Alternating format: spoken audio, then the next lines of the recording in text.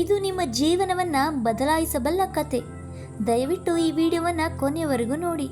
ಒಂದಾನೊಂದು ಕಾಲದಲ್ಲಿ ಒಂದು ಕಾಗೆ ತನ್ನ ಜೀವನವೇ ಬೇಡ ಎನ್ನುವಷ್ಟು ಬೇಸತ್ತು ಹೋಗಿತ್ತು. ಒಂದು ದಿನ ಆ ಕಾಗೆ ಮರದ ಮೇಲೆ ಕುಳಿತು ಅಳುತ್ತಿತ್ತು. ಆ ಮರದ ಕೆಳಗೆ ಒಬ್ಬ ಸನ್ಯಾಸಿಯು ಸಹ ಕೂತಿದ್ರು. ಆ ಕಾಗೆ ಅಳುತ್ತಿರುವಾಗ ಅದರ ಕಣ್ಣೀರು ಆ ಸನ್ಯಾಸಿಯ ಮೈ ಮೇಲೆ ಬಿತ್ತು. ಅವರು ತಲೆ ಎತ್ತಿ ನೋಡಿದಾಗ ಕಾಗೆ ಅಳುತ್ತಿರುವುದನ್ನು ಗಮನಿಸಿದ್ರು. ಏನು ಕಾಗೆ, ನೀನು ಏಕೆ ಅಳುತ್ತಿರುವೆ ಎಂದು ಸನ್ಯಾಸಿ ಕೇಳಿದಾಗ, ಓ ಜ್ಞಾನಿ, ನಾನು ನನ್ನ ಜೀವನದಿಂದ ತುಂಬ ಬೇಸತ್ತಿದ್ದೇನೆ. ನನ್ನನ್ನು ಪ್ರೀತಿಸುವವರು ಯಾರೂ ಇಲ್ಲ. ಜನರು ನನ್ನನ್ನು ನಿಂದಿಸ್ತಾರೆ. ತಿನ್ನಲು ಸಹ ಅವರು ನನಗೆ ಏನೂ ನೀಡುವುದಿಲ್ಲ. ಇಂತಹ ಜೀವನಕ್ಕಿಂತ ಸಾವೇ ಉತ್ತಮ ಎಂದು ಕಾಗೆ ಹೇಳಿತು. ಈ ಮಾತುಗಳನ್ನು ಕೇಳಿದ ಸನ್ಯಾಸಿಯ ಹೃದಯದಲ್ಲಿ ಕರುಣೆ ಹುಟ್ಟಿತು. ನಾವು ನಮ್ಮ ಸ್ಥಿತಿಯಲ್ಲಿ ಸಂತೋಷವಾಗಿರಲು ಕಲಿಯಬೇಕು ಅಂತ ಸನ್ಯಾಸಿ ಹೇಳಿದಾಗ ಕಾಗೆ ಅವರ ಮಾತುಗಳನ್ನು ಅರ್ಥ ಮಾಡಿಕೊಳ್ಳದೆ ಮತ್ತೆ ಅಳುತ್ತಲೇ ಇತ್ತು. ಆಯಿತು, ನೀನು ಸಂತೋಷವಾಗಿರಬೇಕು ಎಂದು ಬಯಸಿದರೆ ನೀನು ಬೇರೆ ಏನಾದರೂ ಆಗಲು ಇಚ್ಛಿಸುವೆಯಾ? ನಾನು ನನ್ನ ಮಂತ್ರಶಕ್ತಿಯಿಂದ ನಿನ್ನನ್ನು ಅದನ್ನಾಗಿ ಮಾಡಬಲ್ಲೆ ಎಂದು ಸನ್ಯಾಸಿ ಹೇಳಿದರು. ಆಗ ಕಾಗೆ ತುಂಬ ಖುಷಿಯಿಂದ, ನೀವು ನನ್ನ ಮೇಲೆ ಕರುಣೆ ತೋರಬೇಕೆಂದರೆ ನನ್ನನ್ನು ಹಂಸನಾಗಿ ಮಾಡಿ ಎಂದಿತು. ಸನ್ಯಾಸಿ ಆಗ, ಆಯಿತು, ನಾನು ನಿನ್ನನ್ನು ಹಂಸನಾಗಿ ಮಾಡುತ್ತೇನೆ. ಆದರೆ ಮೊದಲು ನೀನು ಹಂಸನ ಬಳಿ ಹೋಗಿ ಅವನು ತನ್ನ ಜೀವನದಿಂದ ಸಂತೋಷದಲ್ಲಿದ್ದಾನೆಯೇ ಎಂದು ಕೇಳಿಕೊಂಡು ಬಾ. ನಾನು ಅಲ್ಲಿಯವರೆಗೂ ಇಲ್ಲೇ ಕಾಯುತ್ತಿರುತ್ತೇನೆ ಎಂದರು. ಕಾಗೆ ಸಂತೋಷದಿಂದ ಹಾರಿ ಹಂಸನನ್ನು ಹುಡುಕಿಕೊಂಡು ಹೊರಟಿತು. ಹಂಸ ಒಂದು ಹೊಂಡದಲ್ಲಿ ಈಜುತ್ತಿದ್ದುದನ್ನು ಕಂಡ ಕಾಗೆ, ಅಯ್ಯೋ, ನೀನು ಎಷ್ಟು ಸುಂದರವಾಗಿದ್ದೀಯೆ. ನೀನು ಹಾಲಿನಂತೆ ಬಿಳಿಯಾಗಿ ಎಲ್ಲರ ಪ್ರೀತಿಗೆ ಪಾತ್ರನಾಗಿದ್ದೀಯೆ. ನೀನು ಲೋಕದ ಅತ್ಯಂತ ಸಂತೋಷಿಯಾದ ಪಕ್ಷಿಯಾಗಿದ್ದೀ ಎನಿಸುತ್ತಿದೆ. ಅಯ್ಯೋ ಇಲ್ಲ ಗೆಳೆಯ, ನಾನು ಸಂತೋಷವಾಗಿಲ್ಲ. ಈ ಜಗತ್ತಿನಲ್ಲಿ ಎಷ್ಟೋ ಬಣ್ಣಗಳಿವೆ, ಆದರೆ ನನ್ನಲ್ಲಿ ಯಾವುದೇ ಬಣ್ಣವಿಲ್ಲ. ಬಿಳುಪು ಅಂದರೆ ಏನು ಅಂತ ಹಂಸ ಬೇಸರದಿಂದ ಉತ್ತರಿಸಿತು. ನನಗೆ ತೋಚುತ್ತಿದೆ, ಗಿಳಿಗಳು ಅತ್ಯಂತ ಸಂತೋಷಿಯಾದ ಪಕ್ಷಿಗಳು ಎಂದು. ಇದನ್ನು ಕೇಳಿದ ಕಾಗೆ ಗಿಳಿಗಳನ್ನು ಹುಡುಕುತ್ತಾ ಹಾರಿತು.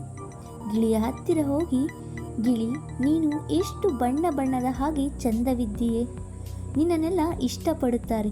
ನಿಶ್ಚಿತವಾಗಿಯೂ ನೀನು ಲೋಕದ ಅತ್ಯಂತ ಸಂತೋಷಿ ಪಕ್ಷಿಯಾಗಿರಬೇಕು ಎಂದಿತು. ಆಗ ಗಿಳಿ, ಇಲ್ಲ ಗೆಳೆಯ, ನಾನು ಸಂತೋಷವಾಗಿಲ್ಲ. ಜನ ನನ್ನನ್ನು ಹಿಡಿದು ಪಂಜರದಲ್ಲಿ ಬಂಧಿಸ್ತಾರೆ. ನನಗೆ ಆಗ ತುಂಬ ಭಯವಾಗುತ್ತೆ. ಯಾರಾದರೂ ನನ್ನನ್ನು ಹಿಡಿದು ಪಂಜರದಲ್ಲಿ ಹಾಕಿದರೆ ನನಗೆ ದಿಕ್ಕಿ ತೋಚದಂತೆ ಒಬ್ಬಂಟಿಯಾಗಿರುತ್ತೇನೆ. ನನಗೆ ಅನಿಸುತ್ತದೆ ಮಯೂರನು ಅತ್ಯಂತ ಸಂತೋಷಿಯಾದವನೆಂದು.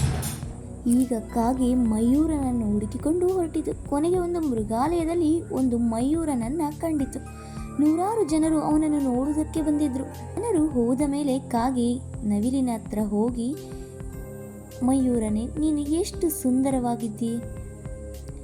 ನನ್ನನ್ನಾದರೆ ಜನರು ತಕ್ಷಣವೇ ಓಡಿಸುತ್ತಾರೆ. ನಿನ್ನನ್ನಾದರೆ ಸಾವಿರಾರು ಜನರು ನೋಡುವುದಕ್ಕೆ ಬರುತ್ತಾರೆ.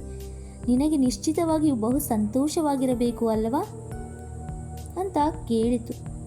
ಆಗ ನವಿಲು, ನಾನು ಕೂಡ ಹಿಂದೆಯೂ ಹೀಗೆ ಭಾವಿಸಿದ್ದೆ.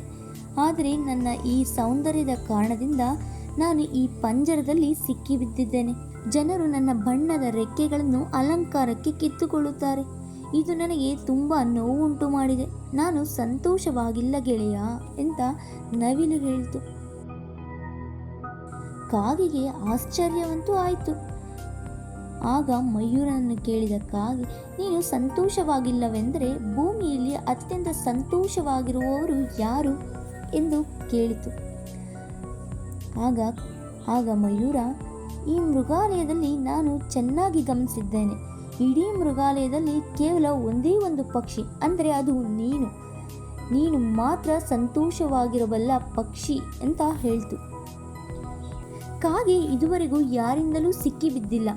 ಜನರು ನಿನ್ನನ್ನು ಹಿಡಿಯಲು ಯತ್ನಿಸಿಯೂ ಇಲ್ಲ. ನಾನು ಇತ್ತೀಚೆಗೆ ಯೋಚಿಸಿದ್ದೇನೆ, ನಾನು ಕಾಗೆಯಾಗಿದ್ದರೆ ಸ್ವತಂತ್ರವಾಗಿ ಎಲ್ಲೆಡೆ ನನ್ನಿಷ್ಟ ಬಂದಂತೆ ಹಾರಬಹುದಿತ್ತು ಅಂತ.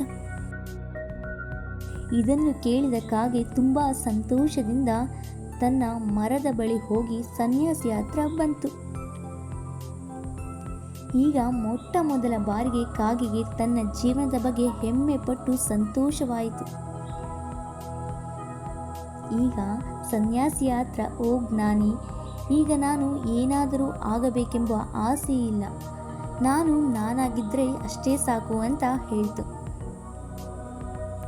ನಮ್ಮ ಜೀವನದಲ್ಲಿ ನಾವು ಅನಗತ್ಯವಾದ ಹೋಲಿಕೆಗಳನ್ನು ಮಾಡ್ತೇವೆ. ಹೀಗೆ ಮಾಡ್ತಾ ನಾವು ನಮ್ಮನ್ನು ನಾವೇ ದುಃಖದಲ್ಲಿ ತಳ್ಳಿಕೊಳ್ಳುತ್ತೇವೆ. ಹೋಲಿಕೆಯಿಂದ ದುಃಖ ಹೆಚ್ಚುತ್ತದೆಯೇ ಹೊರತು ಸಂತೋಷವಲ್ಲ. ಯಾರು ತಮ್ಮಲ್ಲಿರುವುದರ ಬಗ್ಗೆ ತೃಪ್ತರಾಗಿರುತ್ತಾರೋ ಅವರು ಯಥಾರ್ಥವಾಗಿ ಸಂತೋಷವಾಗಿರುತ್ತಾರೆ. ಯಾರನ್ನೂ ಹೋಲಿಕೆ ಮಾಡಬೇಡಿ. ಹೋಲಿಕೆ ಮಾಡುವವನು ಎಂದಿಗೂ ಸಂತೋಷಿಯಾಗಿರಲಾರ. ಮಾರಲ್ ಆಫ್ ದ ಸ್ಟೋರಿ, ಹೋಲಿಕೆಯಿಂದ ದೂರವಿರಿ, ತೃಪ್ತಿಯಿಂದ ಸಮಾಧಾನದಿಂದಿರಿ.